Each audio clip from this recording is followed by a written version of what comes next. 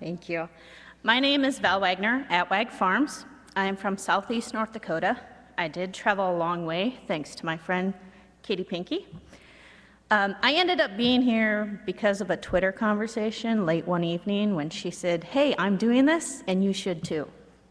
So I did, and here I am. I am a married mother of 4 children, 4 boys ages 9, 7, 4, and 2, and I am a farmer, rancher, and a very busy person.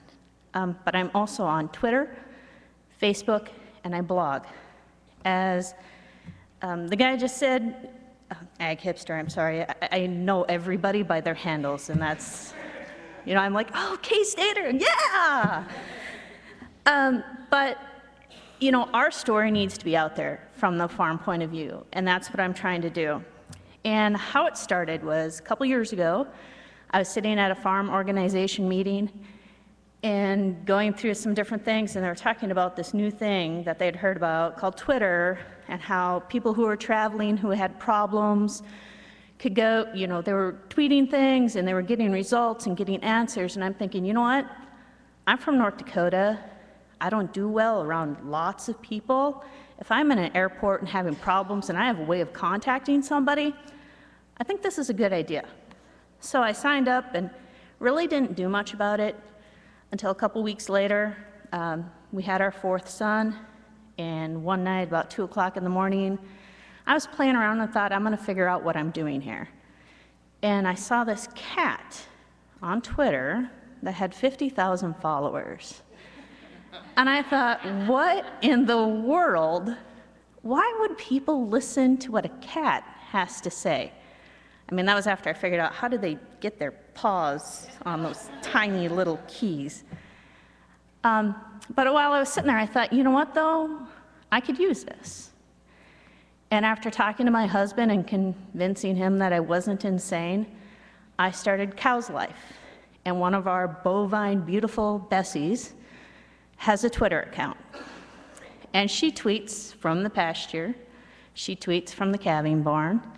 She shows people pictures of her baby. She shows people what rural life is really like, what life on the farm is really like. We answer questions. We talk about different things. You know, sometimes people are a little uncomfortable talking to a farmer directly, but for some reason, talking to a cow is okay. They're comfortable. They're able to ask questions that normally they wouldn't ask, I think mostly because it's more anonymous. And once they get over the whole discomfort of talking to their supper, you know, they're willing to actually have a conversation. But while I was doing that, I realized I can't tell my story completely in 140 characters. And so after some encouragement and prodding, and some would say kicking and screaming, I started a blog called Wagon Tales. And there I tell my story. I want to make sure that when my 4 boys grow up, and if they decide to farm, if they decide to ranch, if they decide to stay in rural North Dakota, that their experience, their legacy wasn't lost on my watch. So I do what I can so that the consumers, those people out there, know what's happening in my backyard, so that they know where their food is from, they know where it's produced, they know that what I do and why I do it, and they can ask me questions if they want to. So, yes, I am a mommy blogger. I am not just a mommy blogger. I don't really know if there is just a mommy blogger, because when you have children, you write about things that you never imagined would happen in your life. You know, things like finding your 2-year-old in the dryer, you know, having your 4-year-old show up in church wearing rubber boots because you were more concerned about whether or not he was wearing clothes, not what was on his feet.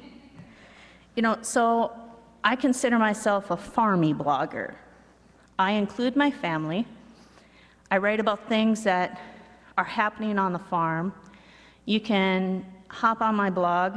you can see me checking cows in the middle of the blizzard. You can watch videos of us chopping silage, which my husband is in the process of doing right now. You know, in order for me to get here, I actually had to arrange for 14 different people to care for our 4 kids. Now, I'm not sure if that means that my kids are that bad. I like to think that it's because I'm that irreplaceable, but whatever it be, you know, I made the arrangements. Our farm still works 24 hours a day, 7 days a week. Some days I think it's 8 or 10 days a week. You know, but we're constantly doing things, constantly ensuring that, you know, our products are out there, our cattle are taken care of. We don't have vacation days. We don't have holidays. You know, everything continues to work. And like my schedule, I get up at 6:30 in the morning, get my 2 oldest boys off to school.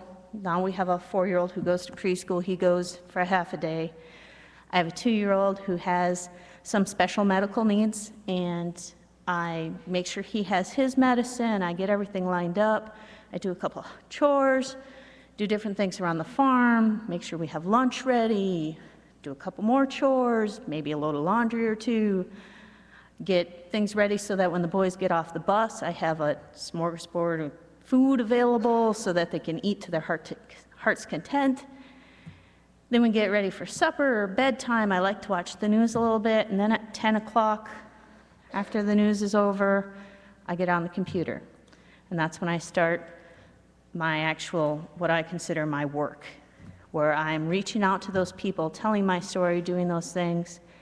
And my point with that is saying, I hear time and time again that people don't have time for social media.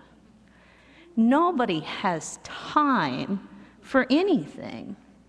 You must take the time. You must find it valuable enough to want to spend that time doing those things and making sure that your story is told, whether it's about living in corporate America, about living on a farm somewhere, wherever you're at. Your story is valuable and people want to hear it.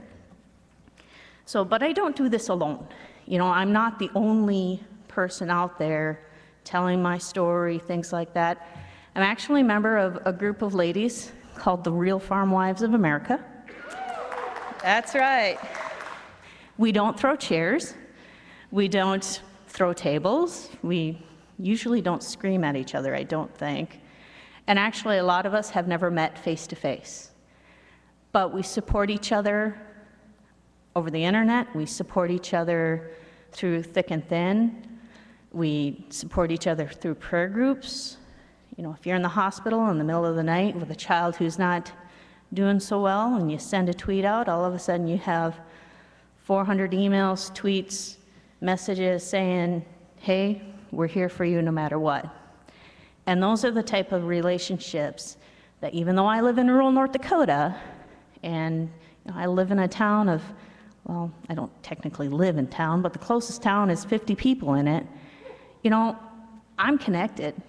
I have that power, and so does everybody else. You know, I make my time count. To me, I'm passionate about it, so it's easy to do. You know, when you're passionate about it, when you feel it, when it's your life, I was terrified about preparing to be up here, but I thought, how much preparation can you do to tell your story? Because if I don't know my story, nobody else is going to be able to tell it. And how much, you know, you really shouldn't have to prepare to explain where you've been and where you're going. And I am now actually a columnist for a daily paper. That was all thanks to Twitter, thanks to Facebook, which led to blogging. And now I'm able to share my story to an even broader audience, to people who aren't familiar with agriculture, have those questions, but have the most power because they're the ones in the grocery store making their selections. So to kind of wrap things up, to me, the key is social media is not necessarily something that has to be strict and rigid. It needs to be flexible. It is what you make of it. And, you know, before you know it, the world's at your fingertips. So, thank you.